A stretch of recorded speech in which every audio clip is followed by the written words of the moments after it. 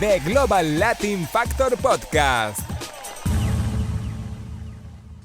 Welcome to another episode of the Global Latin Factor Podcast, when we talk about Latino everything. That's right. This is the podcast where you can learn about Latino culture, whether it's food, music, artists, people from history, or people from the community doing something with themselves. They are Latinos that are expressing themselves and doing something for themselves. And it's awesome. It's great to celebrate. It's great to get to know who they are. And hopefully they inspire you to take action on anything that you've been wanting to do, and just for whatever reason you're hesitating that, So again, thank you very much for being here. And again, welcome you and all to the podcast. Thank you for the ones that subscribe so far. We appreciate it very much. We know that you are listening. We appreciate your comments. And if you have not taken the time, go ahead and subscribe. The link's there, or wherever you're listening to. We appreciate it. Okay, so this one is a very special episode because we do listen to what you tell us, and we find still able to read most of the comments that you send us. So thank you. And this one was actually suggested from TikTok. So we have a TikTok channel that we do, a page, and we upload pretty much everything that's related, like little short clips from the podcast directly from YouTube. And this one was actually suggested by one of the followers because they're actually related to this crew. And I'm like, okay, I got you. Give me some time. It's taking me a little while to get the episode out. However, here we are. And with no further hesitation, we have Los Auténticos Decadentes. Yes, Los Auténticos Decadentes is for an Argentinian group originated from Buenos Aires. It's a band that is mixed music, different kinds of music from Azca, which originated back in Jamaica, from a mixture of American jazz, rhythm and blues, and things like that. So pretty much their phrase, the reason why they came up with the name is because they used to use the phrase que decadencia all the time. And that's how it just became a thing. And before you know it, they became a crew. So their lyrics are pretty much, it's like, when I was thinking about how to describe their lyrics, I was like, they're like a romantic comedy type of vibe whenever you're listening to it. Because their lyrics are romantic, but they're actually fun too. Lyrics. If you listen to some of the songs, and some of the songs I'm gonna name, if you stay checked in with the podcast, if you stay listening in, I'm gonna tell you some of the songs. You'll be like, "Oh, that's them. That's them. The ones that sing that song." Yep. So they also have like a little bit of a vibe, reggae, and again, it's just overall like a sensation of a party whenever they're performing. Okay, so their style is like a little bit romantic. Some of the lyrics that they use on some of their songs actually are real life situations that they have going on with them, or real life experiences. And a lot of the times they do it on purpose, where the songs and the lyrics don't necessarily like cater to a generation. So it could be multi generational, as well as the genre, the gender of the actual song. You couldn't really tell if it's for a man or a female.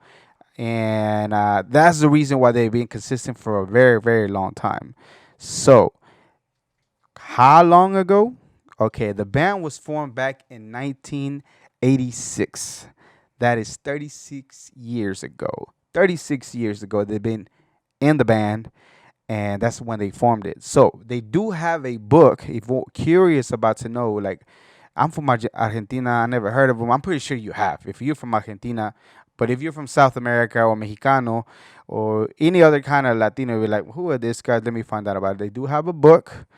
I don't know where to get it, but if you search it, es la biografía de los auténticos decadentes. And can you imagine? So this guys, los auténticos decadentes, has been on tour for a very, very, very long time.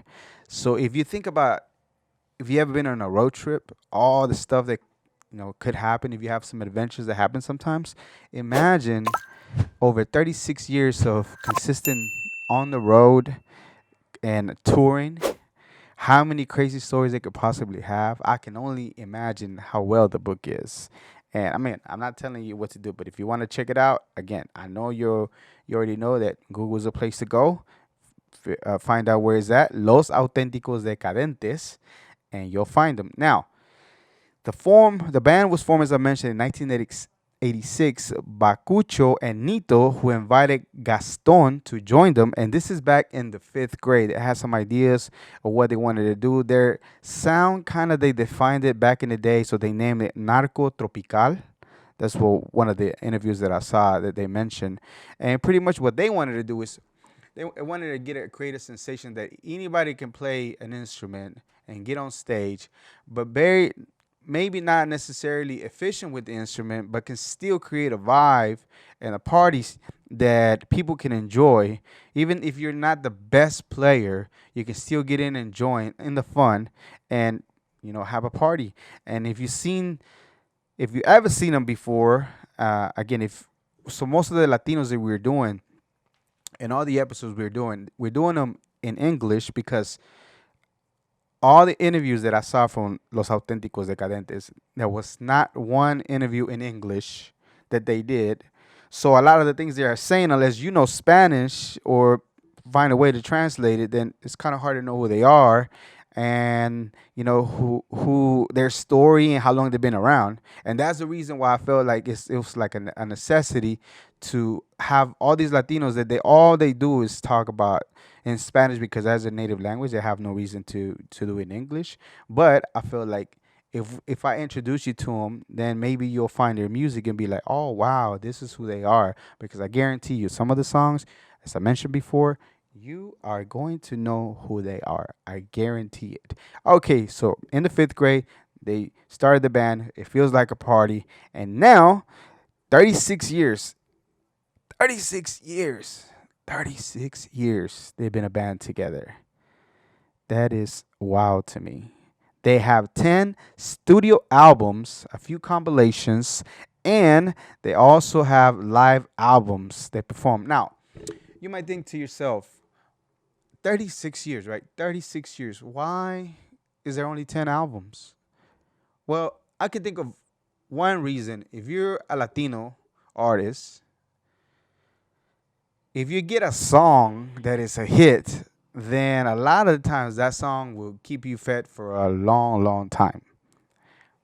But the reason for them not to have more projects is because in those 36 years, they've always been on tour. In fact, on one of the interviews that I heard, they only have taken a break consistently for 2 months. That's the most they ever rested.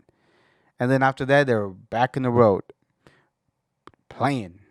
And that's got to be like a World Guinness record. Like, maybe it has to be. No way that it's not. 36 is only 2 months that they took a break. That's crazy. So this is one of the songs that I guarantee you heard before. Loco, tu forma de ser. Me vuelve loco tu forma de ser. Yep, this is them right here. This is the gentleman that created that song. That song was actually written by Jorge Perro Viejo Serrano, and he was actually born in the U.S. of A. Yes, he was born in the U.S. of A. Their very first hit that they had way back in the days was Benny Raquel, which is an iconic, humorous, lyrical song, very fun, that if you listen to, you'll be like, oh man, oh yeah, I like this. And it is. Can't help but just to be like, oh yeah. I can help to vibe to the song once you listen to it. Oh yeah, I like this. Okay, so they have many other songs in the Argentine. As far as Argentinian nightlife, they're iconic. Like, you can't go into a club or something without having to hear some of their songs that they play, such as Corazón Loco, Entrega el Marrón, La Guitarrita, El Murguero, and I'm pretty sure many other songs. But if you go, which I will go, I don't know how I'm going to find my way, but I'll be in Argentina just vibing to it. Like, hey, what? I know about this guy's right here. Watch out. I'm just saying. Okay, so Los Auténticos Decadentes, again, make sure you check them out. They done different things. They collaborated with different icons in Argentina, such as soccer referee Guillermo Nimo, and later also they collaborated with Alberto Castillo, which they're from Argentina, and again, multi-generational artists, 36 years, always touring. And this is the members. And a big shout out going out to the TikTok user. I don't recall his name because everybody uses. But if you know, I'm gonna tag you on the TikTok. If you're still active on it, I'm gonna go ahead and put a little clip that we made an episode about the Auténticos Decadentes, because I really feel 36 years of making consistent music, having fun with it. You know, one of their songs right now, I'm really feeling the lyrics because no quiero trabajar, no quiero decir, like I don't want to work, I don't want to go to school. I just want to party and enjoy my life. Which right now, since the pandemic started in 2020 till 2022, it's like I think it's everybody anthem. I think I'm gonna jam one after I'm done recording this, and yeah, give them a follow and check them out. Los Auténticos Decadentes. Just jam out to their music, and I guarantee you'll enjoy some of them. So the band members that we have: Gustavo Cucho Parisi, which is a vocalist; Jorge Serrano, guitar, vocals, core, and Pinquillo. We have Diego De Marco, guitar, vocal, and choir. Or chore. Choir. Is it choir or chore? Choir. Sure. Nito Montechia, which is guitar, Gaston Francis Bernardo, which is percussion and effects and synthesizer, and we also have Martin La Mosca Lorenzo, percussion and choir, and then we have Daniel Sinbello, trombone.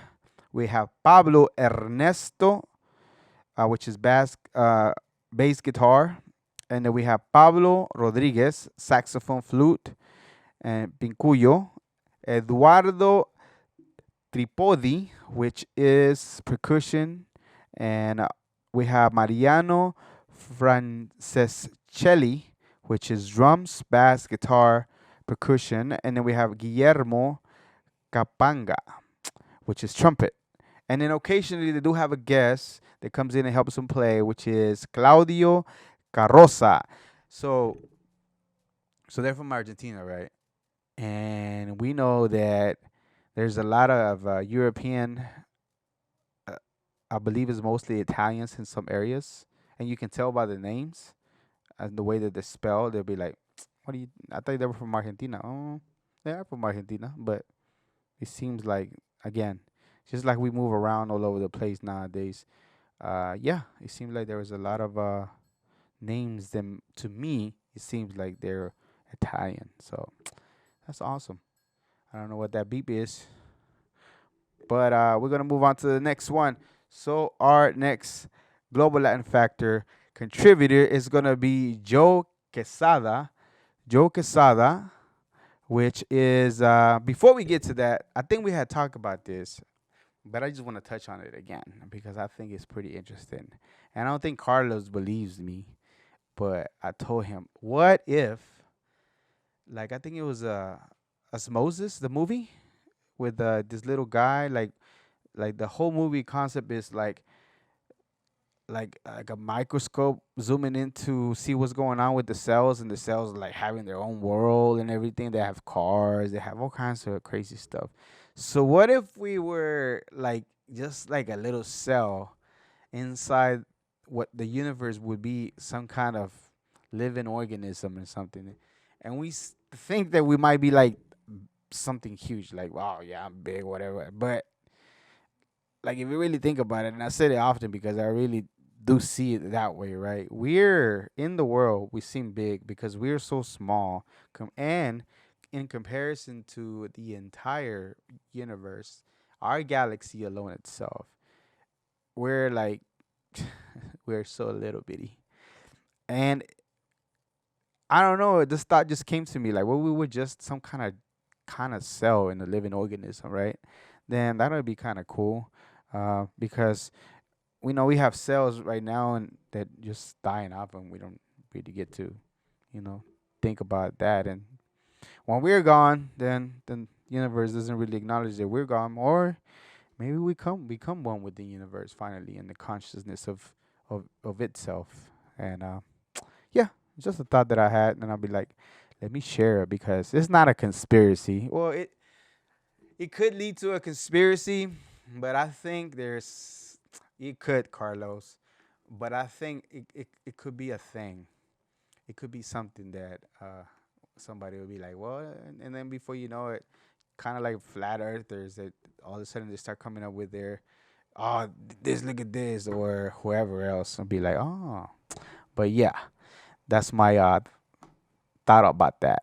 Okay, so we're moving on to our next Latino. All right, so before we move on to it, check it out. Make sure you tap into the merch. Easiest way to find some of the merch that we have. This is our Loteria version of the Global Latin Factor. This is the global. It says the Global Latin Factor at the bottom. So tap in with the merchandise. Get yourself hooked up if you like Loteria. If you're a big Loteria fan, there you go. This is the perfect shirt for you. Check out the website, thegloballatinfactor.com. Go to the shop. Goes directly to Amazon to print this beautiful shirt. Great material, and you'll be supported, and we appreciate it. Okay, we have Joseph Luis Quesada. He was born, or AKA Joe Quesada. He was born on January 12th in 1962. He's a Cuban American comic artist, writer, and penciler and television producer. Now, he became known in the 90s, in 1990, for his work he did in Valiant Comics, such as The Ninjaks, Solar Man of the Atom, and later he started working for DC Comics. But guess where he took his talent to? Guess. We'll talk about that in just a few minutes. But he also worked in such things such as Batman, The Sword of Azrael, X Factor, and then later on forming his own company. So he does have his own company called Event Comics, where he publishes his own creation, and his character is Ash. Now, before he even knew how to speak English, now he's very fluent in English and everything. Spanish was his first language. He had an opportunity to go to Cuba, free Cuba, and visit. And unfortunately, his mom had already passed away. But he said when he was walking around and he saw everybody around, that the all the people, all the women and different things like that, like he literally all he saw was like, how most of them looked like his mom, and that made him very happy. So that's pretty cool. So his father, unlike the area that he moved into, he said that there was a lot of immigrants from all different kinds of places, all different walks of life, from some from Argentina, some from Europe, I believe, everywhere, pretty much. Like a big melting pot, his neighborhood was. And a lot of the families and the dads, you'd be like, you have to be a lawyer, you have to be a doctor, you have to be something. You can't be nothing. But Joe Quesada loved doodling. He loved creating art. And he always get in trouble in school for it. And instead of discouraging him for like, no, you need to put that down. Like, a lot of the times, a lot of people might see dads, Hispanic dads or Mexicano dads being like, no, you can't do it. You have to do this. Or no, his dad was actually supportive enough to like he was one of the first one that told you need to be an artist. In fact, he so believed of what he told him that he was the first one to introduce him to Stan Lee. Now, I'm not too much into the comics, but I know who Stan Lee is. Unfortunately, he also passed away. However, before he left the legacy of different comics, and he was one of he was the creator of Spider-Man. And one of the comics that he saw, his dad told him, "Hey, I seen this gentleman. He's interviewing, I believe he's on the radio or TV, and he has a comic." So his dad took Joe Luis, to find the comic. They went to a candy store, and then they found the comic. And even though he said that he lived in New York, that and he knew where Spider-Man lived, that he could literally drive his bike to where he was at. In his mind, we're like, well, he's not real, but that he could be real. And I think it's a beautiful thing, that his dad was the one that actually didn't discourage him from following whatever he wanted to do, and introduce him to the person that is like a legend in the comics. And yeah, that's pretty cool. So that was his first big magazine that he fell in love, which was the Amazing Spider-Man. Joe's first publication was Spelljammer #8 that was released in April 1991. He believes strongly in the DNA of the foundation, which is the MCU. So he's now with Marvel MCU, and he feels that the comics are still the foundation of the DNA of the MCU, and that's the reason why he still believes in publishing all these. And fun fact, did you know that all the characters that appear on the movies, all of them have first appeared on a comic before they go into the big screen? You can challenge me on that one and look it up, but I believe a lot of the ones that are diehard comics know that before they even go into the big screen, before they even make it to whatever, they have to be in one of the comics first, and then they make the big debut. It's getting crazy as far as if you're into the MCU and everything. I'm not huge, but I really thoroughly appreciate all the movies, even the DC movies, all of them. I think they're pretty cool. It's just getting crazy, and I yet to I yet to watch Spider-Man, the last Spider-Man. I owe it to my nieces. I need to go. Okay, so he did went to school for visual arts. He earned a bachelor's of fine arts in illustration back in 1984. Quesada is hard. It was heavily influenced in manga, which is Japanese style art, which shows in his drawings, and he's also partnered with Jimmy Palmiotti, made up a company called Event Comics. So he partnered up with this gentleman to create, and again, his main character is Ash, a firefighter with superpowers. Ash, a firefighter with superpowers. Huh? Go hand in hand, right? That's pretty cool. I like that. In 1998, he became, okay, so this is crazy, right?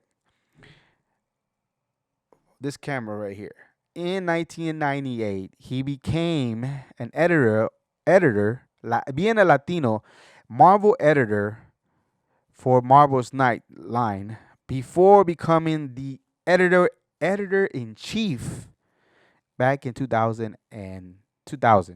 So he was the first Latino of the MCU in 2000 to become editor in chief, not only as the first Latino, but an actual comic to be an editor in chief. Usually they didn't put a person that does that in that position, and he was the one.